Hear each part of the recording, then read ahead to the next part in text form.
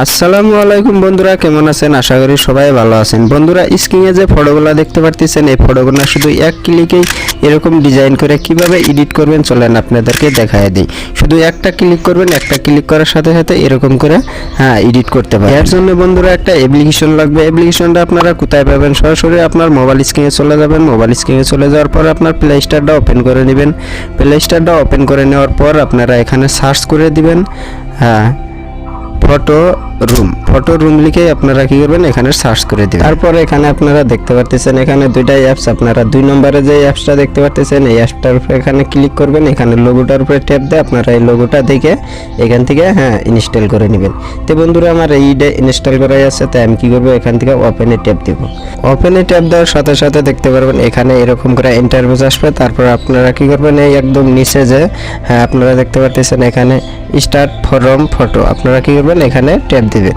এখানে ট্যাপ দেওয়ার পরে এখানে থেকে আপনার ডাইরেক্টলি গ্যালারি শো হবে। আপনার গ্যালারি থেকে আপনি যে ফটোটা এডিট করতে চাইতেছেন সেই ফটোটা এখান থেকে সিলেক্ট করে নেবেন। আপনাদের দেখানোর জন্য এখান থেকে আমি একটা ফটো সিলেক্ট করে নিলাম। ফটোটা সিলেক্ট করে নেওয়ার পর এরকম করে এখানে স্ক্রিন করবে।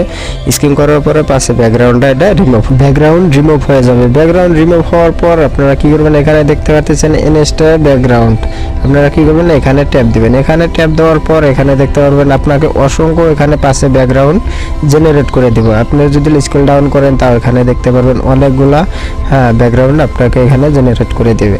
তো আপনাদেরকে আমি থাম্বনেইলে যে ব্যাকগ্রাউন্ডটা দেখাই দিয়েছি, সেই ব্যাকগ্রাউন্ডটা করার জন্য আপনারা কি করবেন, স্ক্রল ডাউন করে এখানে দেখতে পাচ্ছেন সানসেট, এখানে আপনারা কি করবেন, ট্যাপ দিবেন। এখানে ট্যাপ দেওয়ার সাথে সাথে দেখতে পারবেন এরকম করে একসাথে 4টা করে ফটো আপনাকে এখানে জেনারেট করে দিবে। এরকম 4টা করে ফটো জেনারেট করে দিবে। তারপর যদি এখানে আপনার 4টা পছন্দ না হয়, আপনারা তলে দেখতে পাচ্ছেন এখানে জেনারেট ফর মোর, এখানে ট্যাপ দিবেন। এখানে ট্যাপ দেওয়ার সাথে সাথে দেখতে পারবেন এখানে আপনাকে আরো 4টা ফটো এখানে জেনারেট করে দিবে। তো এইরকম করে আপনার যদি পছন্দ যদি এই 4টাও যদি না হয়, তাহলে আপনি আবার কি করবেন, এখানে জেনারেট ফর মোর এখানে ট্যাপ দিবেন, আরো 4টা করে ফটো আপনাকে এখানে জেনারেট করে দিবে। তো এরকম করে আপনারা চাইলে এখানে দেখতে পারবেন। এখন আপনারা ফটোগুলো ডাউনলোড করার জন্য কি করবেন, এখানে ফটোগুলো যে দেখতে পাচ্ছেন এই ফটোগুলোর উপরে এরকম করে চাপ দিবেন। চাপ দেওয়ার সাথে সাথে এখানে দেখতেছেন অল্প সময় এখানে লোডিং হবে। লোডিং হওয়ার পর তারপরে আপনারা এখানে নিচে একদম নিচে এখানে দেখতে পাচ্ছেন এক্সপোর্ট, আপনারা কি করবেন, এই এক্সপোর্টে এখানে ট্যাপ দিবেন। এক্সপোর্টে ট্যাপ দেওয়ার সাথে সাথে দেখতে পারবেন এখানে এরকম করে আসবে। তারপরে এখানে আপনারা দেখতে পাচ্ছেন সেভ টু গ্যালারি, আপনারা কি করবেন, এখানে ট্যাপ দিবেন। ট্যাপ দেওয়ার সাথে সাথে এটা আপনার সেভ হয়ে গ্যালারিতে চলে যাবে।